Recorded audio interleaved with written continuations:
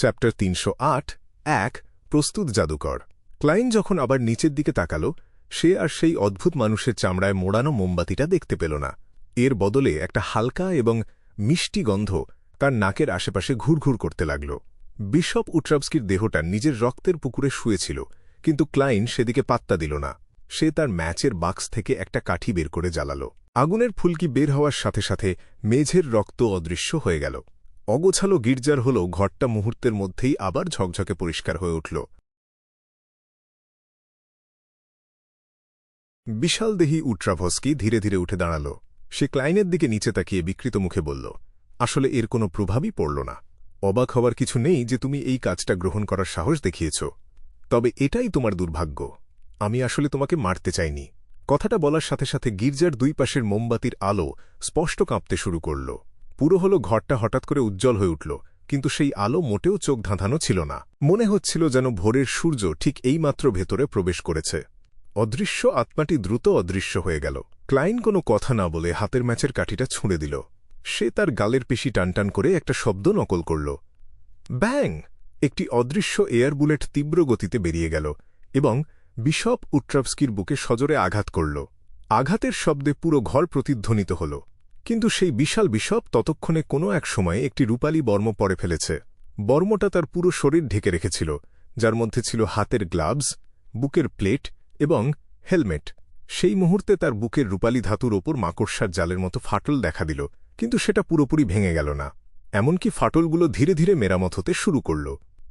ব্যাং! ব্যাং! ক্লাইন পরপর কয়েকটা শব্দ করল, যার ফলে দুটো এয়ার বুলেট একে অপরের পেছনে ছুটে গেল।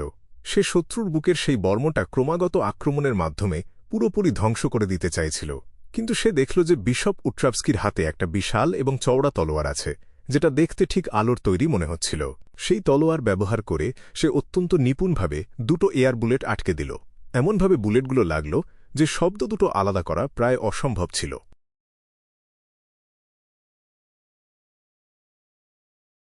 ক্যাচ!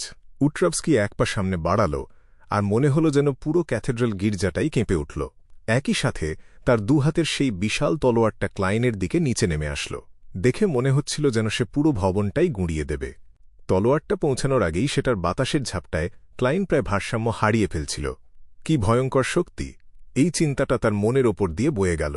ক্লাইন চট করে একপাশে লাফ দিল এবং নিচু হয়ে মাটিতে গড়ান দেওয়ার জন্য প্রস্তুত হল। ব্যাং! উট্রাভস্কির হাতের বিশাল তলোয়ারটা সজোরে মাটিতে আঘাত করল। মেঝের পাথরের স্ল্যাবগুলো ভেঙে চুরমার হয়ে গেল এবং ফাটলগুলো দ্রুত সব দিকে ছড়িয়ে পড়ল। ক্যাচ! ক্যাচ! সে তলোয়ারটা মাটির ওপর দিয়ে টেনে নিয়ে আসল। উলম্বভাবে কোপ দেওয়ার পর মুহূর্তেই সে তলোয়ারটা দিয়ে আড়াআড়িভাবে একটা টান দিল। মাটির ঘর্ষণে আগুনের ফুলকি উঠতে লাগল। এই চালটা বিশেষ করে সেই সব শত্রুদের জন্য যারা মাটিতে গড়াগড়ি খেতে পছন্দ করে। ক্লাইন যখন ঠিক মাটিতে পড়তে যাচ্ছিল, তখনই তার মাথায় একটা দৃশ্য ভেসে উঠল। সে দেখল সেই বিশাল তলোয়ারটা তাকে আঘাত করছে। সে দ্রুত তার হাত দুটো নাড়াল এবং হাতের তালু মাটির দিকে বাড়িয়ে দিল। হালকাভাবে চাপ দিয়ে সে আবার বাতাসের মধ্যে লাফিয়ে উঠল। হুঁশ! বাতাসের ঝাপটায় মেঝের ধুলোগুলো উড়ে গেল। সেই ভয়ঙ্কর বিশাল তলোয়ারটা পাশের বসার বেঞ্চগুলোকে পিষে সমতল করে দিল। কিন্তু ক্লাইন পাল্টা আক্রমণ করার আগেই সেই বিশাল বিশপ বিরতিহীনভাবে আক্রমণ চালিয়ে গেল। একবার, দুইবার, তিনবার, পাঁচবার, ছয়বার, সাতবার। উট্রাভস্কির স্ট্যামিনা যেন অশেষ। তার অবিরাম ঝড়ের মতো আক্রমণ কয়েক 10 সেকেন্ড ধরে চলল। সে তলোয়ার চালানোর সবচেয়ে সহজ কৌশলগুলো ব্যবহার করছিল। সোজা কোপ দেওয়া, কোনাকুনি কোপ দেওয়া, আড়াআড়িভাবে টেনে আনা, সামনের দিকে তলোয়ার চালানো এবং ধাক্কা দেওয়া। সে দেখিয়ে দিচ্ছিল যে সবচেয়ে কার্যকর উপায়ে কিভাবে সবচেয়ে বেশি ক্ষতি করা যায়। সেই বিশাল তলোয়ারের নাগাল ছিল অবিশ্বাস্য রকমের বেশি। ক্লাইন লাফালো, গড়ালো এবং দৌড়ালো। সে তার ক্ষমতা ব্যবহার করার কোনো সুযোগই পাচ্ছিল না এবং তাকে দেখতে বেশ অসহায় লাগছিল। ক্যাথেড্রালের বিভিন্ন কোণায় সে আগে থেকেই কিছু ম্যাচের কাঠি ছুঁড়ে রেখেছিল। এছাড়া বেদির দুই পাশের মোমবাতিগুলোও তখনও জ্বলছিল। এগুলোর সাহায্যে সে এক জায়গা থেকে অন্য জায়গায় আগুনের মাধ্যমে দ্রুত সরে যেতে পারছিল। নইলে হয়তো এতক্ষণে সে শত্রুর হাতে মারা যেত। যোদ্ধা হিসেবে দক্ষ কারো বিরুদ্ধে লড়াই করা এমনই হয়, কোনো ভুল নেই, কোনো দুর্বলতা নেই। ক্লাইন অবশ্য এতে আতঙ্কিত হল না। মাটিতে গড়ানো আর নিজেকে বাঁচানোর ফাঁকেই সে ক্রমাগত শত্রুর কোনো খুঁত খুঁজছিল। সে অপেক্ষা করছিল কখন শত্রুর আক্রমণের গতি কিছুটা কমে আসে। অবশেষে সে উট্রাভস্কির তলোয়ার চালানোর কৌশলে একটা সমস্যা খুঁজে পেল। সেই বিশাল তলোয়ারটা অনেক লম্বা এবং অনেক বড় ছিল। কাছাকাছি থেকে লড়াই করার সময় এটাই তার সবচেয়ে বড় দুর্বলতা।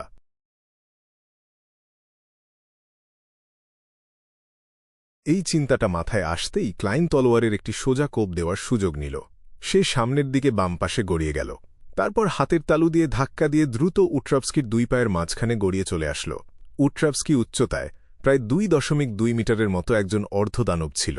তার স্বাভাবিকভাবে দাঁড়িয়ে থাকার সময়ও 2 পা অনেকটা ফাঁক হয়ে থাকত। তার রূপালী বর্মের খাঁজটা স্পষ্ট দেখা যাচ্ছিল।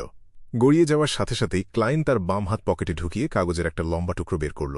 সেটা মুহূর্তেই একটা ধারালো এবং শক্ত ছড়িতে পরিণত হল। তারপর সে সেটা শত্রুর 2 পায়ের মাঝখানের ফাঁকা জায়গায় ঢুকিয়ে দিল এবং সেই বিশাল বিশপের শরীরে বিঁধিয়ে দিল। এটা হয়তো একটা প্রাণঘাতী আঘাত হতে পারত, কিন্তু ঠিক এই মুহূর্তে তার বুক কেঁপে উঠল। তার মাথায় একটা দৃশ্য ভেসে আসল।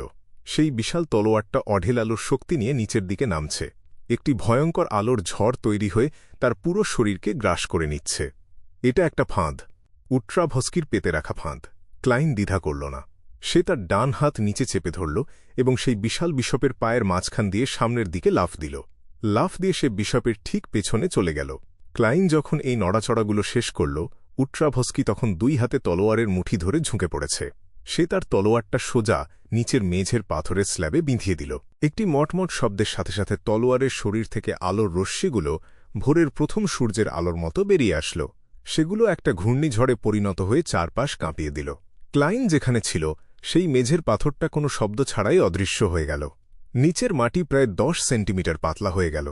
বিশপের নিজের পা এবং মাঝখানের রূপালী বর্মটাও ক্ষতিগ্রস্ত হল। সেটা ইঞ্চি ইঞ্চি করে ভেঙে গিয়ে তার চামড়া বের করে দিল। তার ফাঁদটা ছিল নিজের কিছুটা ক্ষতি স্বীকার করে শত্রুকে মেরে ফেলা।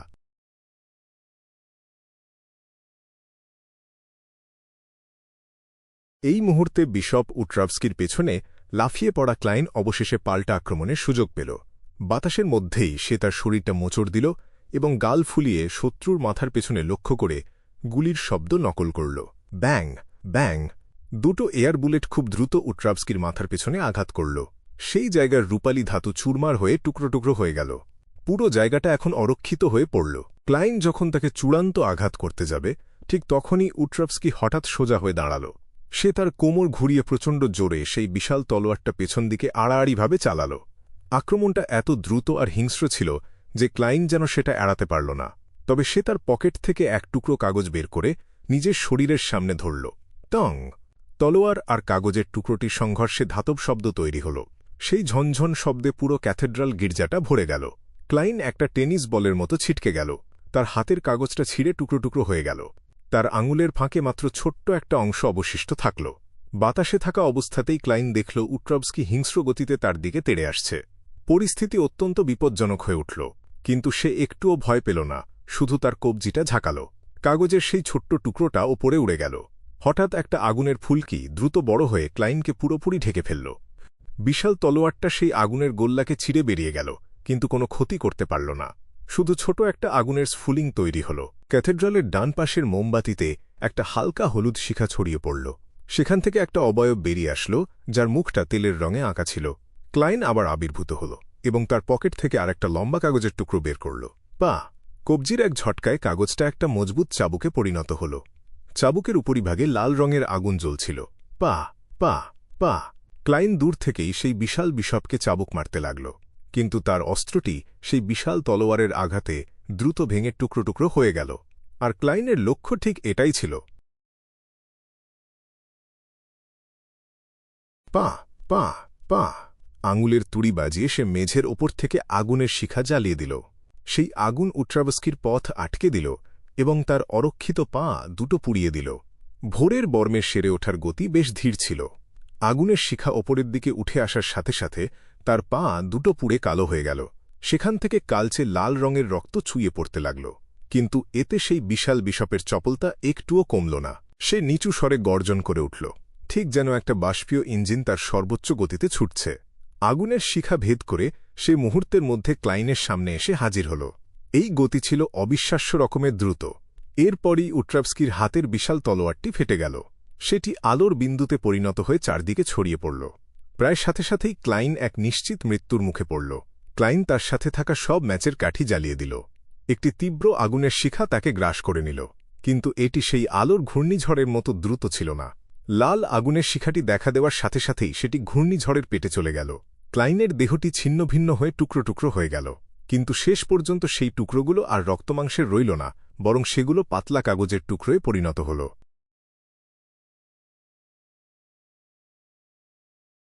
উট্রাভস্কির পেছনে একটি লাল আগুনের স্তম্ভ জ্বলে উঠল এবং ক্লাইন সেখান থেকে বেরিয়ে আসল।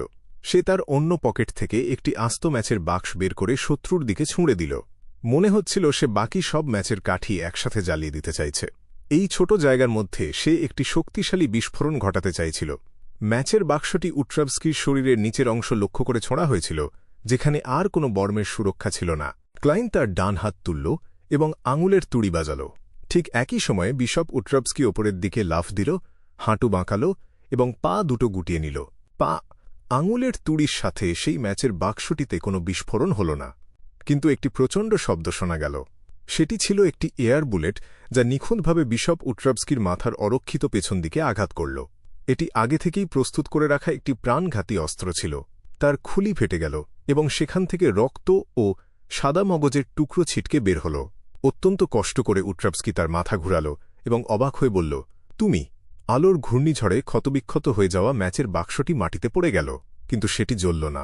ক্লাইন হাসল এবং উত্তর দিল, আমি তো কখনোই বলিনি যে আঙুলের তুড়ি শুধু আগুন নিয়ন্ত্রণ করার জন্য ব্যবহার করা হয়, এয়ার বুলেট ছোঁড়ার জন্য নয়। দেখো, পা পা পা। সে বারবার আঙুলের তুড়ি বাজাতে লাগল। একটির পর একটি এয়ার বুলেট উট্রাভস্কির মাথায় আঘাত করতে লাগল। বুলেটের আঘাতে তার হেলমেট চূর্ণবিচূর্ণ হয়ে গেল এবং তার মাথা ফেটে চৌচির হয়ে গেল। ধপাস! উট্রাভস্কির শ্বাস বন্ধ হয়ে গেল এবং সে সজোরে মাটিতে লুটিয়ে পড়ল। তার ভারে ক্যাথেড্রালের হল ঘরটা সামান্য কেঁপে উঠল। ক্লাইন ঘুরল এবং আবার আঙুলের তুড়ি বাজাল। মাটিতে থাকা ম্যাচের বাক্সটি এবার বিস্ফোরিত হল। একটি লাল রঙের আগুনের শিখা তৈরি হয়ে উট্রাভস্কির বিশাল দেহটিকে আগুনের নিচে চাপা দিয়ে দিল। ক্লাইন আর সেই মোমবাতির অস্তিত্ব অনুভব করার চেষ্টা করল না, বরং সে তার নিজের মনের স্পষ্টতাকে কাজে লাগিয়ে নিজেকে মনের গভীর স্তর থেকে জোর করে বের করে আনল। তার পেছনে লাশটি লাল আগুনের শিখায় মোড়ানো ছিল। আশেপাশের জগৎটি ধীরে ধীরে টুকরো টুকরো হয়ে মিলিয়ে যেতে লাগল।